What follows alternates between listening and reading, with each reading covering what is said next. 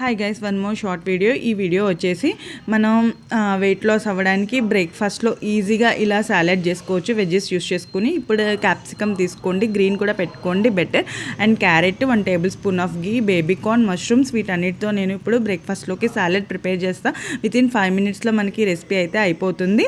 So ఇక్కడైతే నేను అన్నీ కట్ చేసి పెట్టుకున్నాను పీసెస్ ఇవన్నీ. సో బేబీకార్న్ అయితే బాయిల్ చేసుకోండి, డైరెక్ట్గా మనకి కుక్ అవ్వదు. సో బాయిల్ చేసుకుని వేసుకుంటే బెటర్. ఇక్కడ నేను ప్యాన్ పెట్టుకుని 1 టేబుల్ స్పూన్ ఆఫ్ గీ వేసుకున్నాను. ఇది మొత్తం హీట్ అయిపోయాక ఈ ప్యాన్లో నెక్స్ట్ వచ్చేసి మనం కట్ చేసిన ముక్కలు అనేసి ఇవన్నీ వేసుకుని సార్ట్ చేసుకోవాలి. వితిన్ 5 minutesలో మనకి ఈ రెసిపీ అనేది రెడీ అయిపోతుంది. వెయిట్ లాస్ వాళ్ళకి చాలా హెల్ప్ అవుతుంది బ్రేక్ఫాస్ట్ కింద.